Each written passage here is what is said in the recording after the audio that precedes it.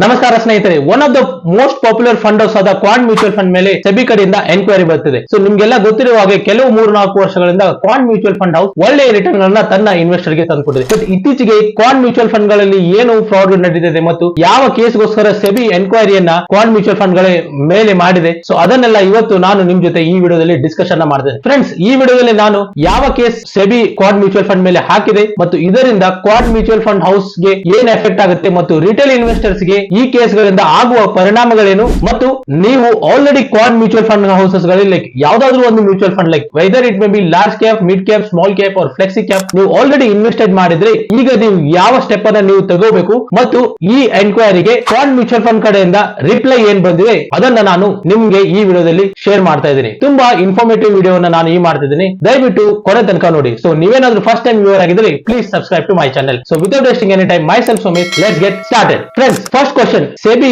ಯಾವ ಕೇಸ್ ನನ್ನ Quant mutual fund ಮೇಲೆ ಹಾಕಿದೆ ಅಂತಂದ್ರೆ it is called as front running case. So front running case ಏನಪ್ಪಾ ಅಂತಂದ್ರೆ ನಿಮ್ಗೆ ಗೊತ್ತಿರೋ ಪ್ರಕಾರ ಕ್ವಾಂಟ್ ಮ್ಯೂಚುವಲ್ ಫಂಡ್ ಏನಿದೆ ಅಲ್ಲ, ಯಾವ್ದಾದ್ರು ಒಂದು ಮ್ಯೂಚುವಲ್ ಫಂಡ್ ಹೌಸ್ ನಾವು ಹಾಕಿರೋ ದುಡ್ಡುಗಳಿಂದ ಸ್ಟಾಕ್ಸ್ ಗಳನ್ನ ಪರ್ಚೇಸ್ ಮಾಡುತ್ತೆ. ಸೊ ಇಲ್ಲಿ ಕ್ವಾಂಟ್ ಮ್ಯೂಚುವಲ್ ಫಂಡ್ ಏನ್ ಮಾಡಿದೆ ಅಂತ ಅಂದ್ರೆ ನಾವು ಅಂದ್ರೆ ರಿಟೇಲ್ ಇನ್ವೆಸ್ಟರ್ಸ್ ಹಾಕಿರೋ ದುಡ್ಡಿಂದ ಫಂಡ್ ಮ್ಯಾನೇಜರ್ ಮತ್ತು ಬ್ರೋಕರ್ ಅಂದ್ರೆ ಇವರಿಬ್ಬರು ಸ್ಟಾಕ್ಸ್ ಗಳನ್ನ ನಮ್ಮ ದುಡ್ಡಿನಿಂದ ಪರ್ಚೇಸ್ ಮಾಡ್ತಾರೆ. ಸೊ ಫಂಡ್ ಮ್ಯಾನೇಜರ್ ಅಥವಾ ಬ್ರೋಕರ್ ಏನ್ ಮಾಡಿರ್ತಾರೆ ಅಂದ್ರೆ ಸೊ ಅವರಿಬ್ಬರಿಗೆ ಯಾವ ಸ್ಟಾಕ್ಸ್ ಗಳನ್ನ ಪರ್ಚೇಸ್ ತಗೋಬೇಕು ಅಂತ ಅವ್ರಿಗೆ ಆಲ್ರೆಡಿ ಗೊತ್ತಿರುತ್ತೆ. ಸೊ ಅದಕ್ಕೋಸ್ಕರ ಅವರು ತಮ್ಮ ಲಾಭಕ್ಕೋಸ್ಕರ ತಮ್ಮ ಪರ್ಸನಲ್ ಅಕೌಂಟ್ ಇಂದ ಲೈಕ್ ನಾನೇನಾದ್ರೂ ಒಬ್ಬ ಫಂಡ್ ಮ್ಯಾನೇಜರ್ ಆದ್ರೆ ನನ್ನ ರಿಲೇಟಿವ್ ಯಾರಾದ್ರೂ ಒಬ್ಬ ಅಕೌಂಟ್ ಇಂದ ನಾನು ಯಾವ ಸ್ಟಾಕ್ಸ್ ಅನ್ನ ನಾನು ಮುಂಬರುವ ಕೆಲವು ದಿನಗಳಲ್ಲಿ ತಗೋತೀನಿ ಅಂದಲ್ಲ ಅದನ್ನ ಆಲ್ರೆಡಿ ಕೆಲವು ಅಮೌಂಟ್ ಅನ್ನ ಹಾಕಿ ನಾನು ಮೊದಲೇ ಬೈ ಮಾಡಿ ಇಟ್ಟಿರ್ತೇನೆ. ಸೊ ಇದರಿಂದ ಏನಾಗುತ್ತೆ, ಒಂದ್ಸಲ ಫಂಡ್ ಹೌಸ್ ಕಡೆ ದುಡ್ಡು ಜಾಸ್ತಿ ಬಲ್ಕ್ ಅಲ್ಲಿ ದುಡ್ಡು ಬಂದಾಗ ಬಲ್ಕ್ ಆರ್ಡರ್ ಕ್ವಾಂಟಿಟಿಯನ್ನ ನಾನ್ ಪ್ಲೇಸ್ ಮಾಡಿದಾಗ ಆಲ್ರೆಡಿ ಬೈ ಮಾಡಿಟ್ಟಿರುವ ಸ್ಟಾಕ್ ಪ್ರೈಸ್ ಬೆಲೆ ಏರ್ ಬಿಡುತ್ತೆ. ಫಾರ್ ಎಕ್ಸಾಂಪಲ್,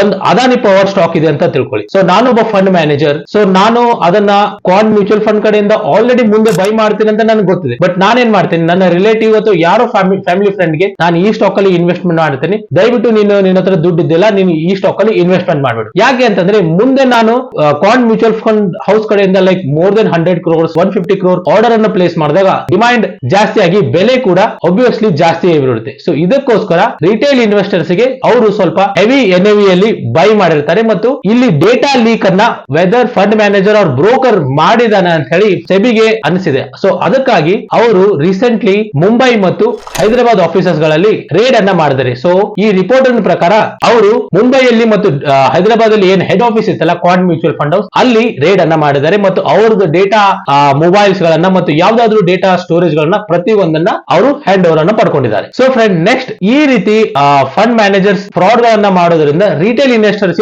ಯಾವ ರೀತಿ ಪ್ರಾಬ್ಲಮ್ ಬರುತ್ತೆ ಅಂತಂದ್ರೆ ಸೊ ಇಲ್ಲಿ ಅವರು ಆಲ್ರೆಡಿ ಅವರು ಇನ್ವೆಸ್ಟೆಡ್ ಆಗಿರೋದ್ರಿಂದ ಫಂಡ್ ಮ್ಯಾನೇಜರ್ ತನ್ನ ಲಾಭಕ್ಕೋಸ್ಕರ ಆ ಸ್ಟಾಕ್ ಅಲ್ಲಿ, ಯಾಕೆಂತಂದ್ರೆ ತನ್ನ ಫ್ಯಾಮಿಲಿ ಮೆಂಬರ್ಸ್ ಆಲ್ರೆಡಿ ಆ ಸ್ಟಾಕ್ ಅಲ್ಲಿ ಇನ್ವೆಸ್ಟೆಡ್ ಆಗಿರೋದ್ರಿಂದ ಇವರು ಬೈ ಮಾಡುವ ಟೈಮ್ ಅಲ್ಲಿ ಆ ಪ್ರೈಸ್ ಆ ಸ್ಟಾಕ್ ಬೆಲೆ ಜಾಸ್ತಿ ಇರಲಿ ಕಡಿಮೆ ಇರಲಿ ಖಂಡಿತವಾಗಿಯೂ ಅವರಿಗೆ ಇದೇ ಸ್ಟಾಕ್ ಅನ್ನ ಪರ್ಚೇಸ್ ಮಾಡಬೇಕಾಗುತ್ತೆ. ಯಾಕಂದ್ರೆ ಆಲ್ರೆಡಿ ಅವರ ಇಮಿಡಿಯೇಟ್ ಫ್ಯಾಮಿಲಿ ಮೆಂಬರ್ ಇದರಲ್ಲಿ ಇನ್ವೆಸ್ಟ್ಮೆಂಟ್ ಅನ್ನ ಮಾಡಿದ್ದಾರೆ.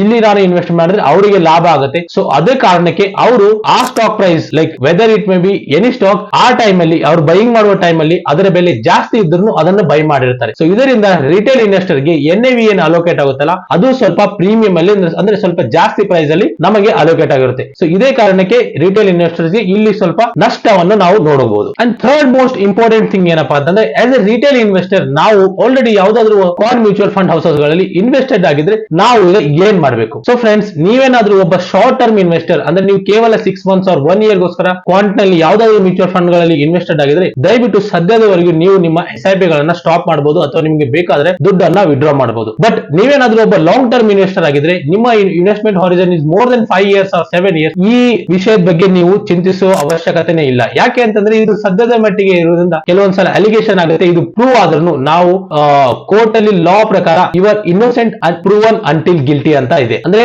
ಇದು ಜಸ್ಟ್ ಅಲಿಗೇಷನ್, ಇಲ್ಲಿ ಯಾವುದೇ ರೀತಿಯ ಪ್ರೂವ್ ಅಥವಾ ಯಾವುದೇ ರೀತಿಯ ಎವಿಡೆನ್ಸ್ ಇನ್ನೂ ಸೆಬಿ ಕಡೆ ಇಲ್ಲ.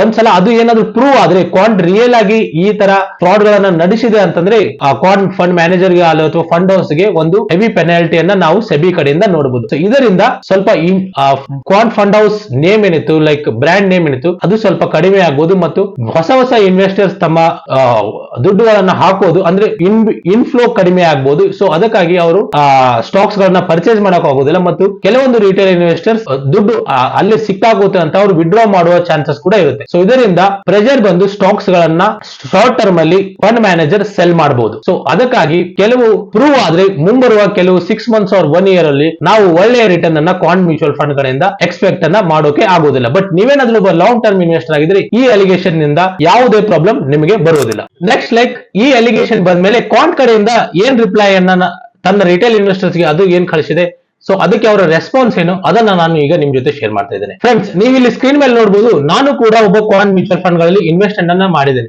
ಸೊ ಅದಕ್ಕೋಸ್ಕರ ಕ್ವಾಂಟ್ ಕಡೆಯಿಂದ ನನಗೆ ಈ ಮೇಲ್ ಅನ್ನ ಬಂದಿದೆ. ಸೊ ದಯವಿಟ್ಟು ನಿಮಗೆ ಈ ಮೇಲ್ ಬಂದಿದ್ರೆ ಕಮೆಂಟ್ ಸೆಕ್ಷನ್ ಅಲ್ಲಿ ನಿಮ್ಗೆ ಬಂದಿದೆ ಇಲ್ಲ ಅಂತ ನನಗೆ ತಿಳಿಸಿ. ಸೊ ಈ ಮೇಲ್ ಪ್ರಕಾರ ಏನಂತ ಇಲ್ಲಿ ಹೇಳಿದೆ ಅಂದ್ರೆ, so as A policy we don't comment on media reports. So media reports ಏನಂತ ಬಂದಿದೆ, ಲೈಕ್ ನೀವೆಲ್ಲ ರಿಪೋರ್ಟ್ಸ್ ಗಳನ್ನ ನೋಡಿದ್ರೆ ಅದ್ರ ಮೇಲೆ ನಾವು ಯಾವ ಕಮೆಂಟ್ ಅನ್ನ ಮಾಡಲ್ಲ.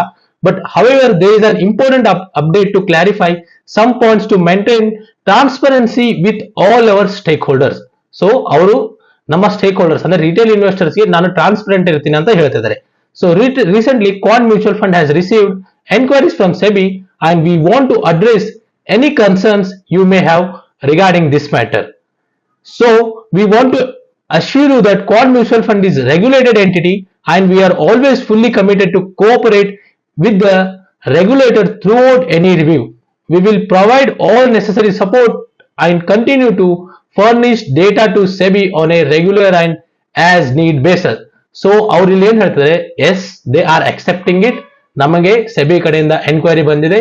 ಸೊ ಅವರಿಗೆ ಯಾವ ಯಾವ ಸಪೋರ್ಟ್ ಬೇಕು ಅದನ್ನ ನಾವು ಫುಲ್ಲಿ ಸೆಬಿಗೆ ಕೊಡ್ತೀವಿ. And ಕ್ವಾಂಟ್ mutual fund has this is okay. And next is like we appreciate the confidence, faith and strength of 80 lakh plus folios, rupees 93,000 crore plus AUM. ನೀವು ನೋಡೋಕೆ 2009 ಅಲ್ಲಿ ಕ್ವಾಂಟ್ ಮ್ಯೂಚುವಲ್ ಫಂಡ್ AUM ಕೇವಲ 9,000 crore ಇತ್ತು, but ನಾವು it is almost 99,000 crore. So almost 10x ವರೆಗೂ grow ಅನ್ನ ಕಂಡಿದೆ. So ಅದಕ್ಕೋಸ್ಕರ Quant is one of the most popular fund house. So ಇದೇನಾದ್ರೂ ಪ್ರೂವ್ ಆದ್ರೆ ಕ್ವಾಂಟ್ ಗೆ ಸದ್ಯಕ್ಕೆ ಒಂದು ಎಫೆಕ್ಟ್ ಅನ್ನ ನಾವು ನೋಡಬಹುದು. But again I am saying as per the law, court ಅಲ್ಲಿ ಏನ್ ಹೇಳ್ತಾರೆ, you are innocent until you are proven guilty. ಅದರ ಪ್ರಕಾರ ಇದು ಕೇವಲ ಅಲಿಗೇಷನ್, ಶಾರ್ಟ್ ಟರ್ಮ್ ಅಲಿಗೇಷನ್. ಇದು ಪ್ರೂವ್ ಆಗೋವರೆಗೆ ನೀವು ಯಾವುದೇ ಸ್ಟೆಪ್ ಗಳನ್ನ ನೀವು ತಗೊಳ್ಳೋದು ಅವಶ್ಯಕತೆ ಇಲ್ಲ. ಸೊ ದಯವಿಟ್ಟು ನನ್ನ ಚಾನೆಲ್ಗೆ ಸಬ್ಸ್ಕ್ರೈಬ್ ಮಾಡಿ. ಸೊ ಇನ್ ಮುಂದೆ ಯಾವ್ದಾದ್ರು ಅಪ್ಡೇಟ್ ಗಳನ್ನ ಬಂದ್ರೆ ನಾನು ನಿಮಗೆ ಶೇರ್ ಮಾಡ್ತೀನಿ. ಮತ್ತು ಇದೇ ರೀತಿ ಫೈನಾನ್ಸ್ ರಿಲೇಟೆಡ್ ವಿಡಿಯೋಸ್ ಗಳನ್ನ ನೀವು ನಿಮ್ಮ ಫ್ರೆಂಡ್ಸ್ ಮತ್ತು ಫ್ಯಾಮಿಲಿ ಮೆಂಬರ್ಸ್ ಜೊತೆ ಶೇರ್ ಮಾಡಬಹುದು. So see you in the next video guys. Until then, bye bye, take care.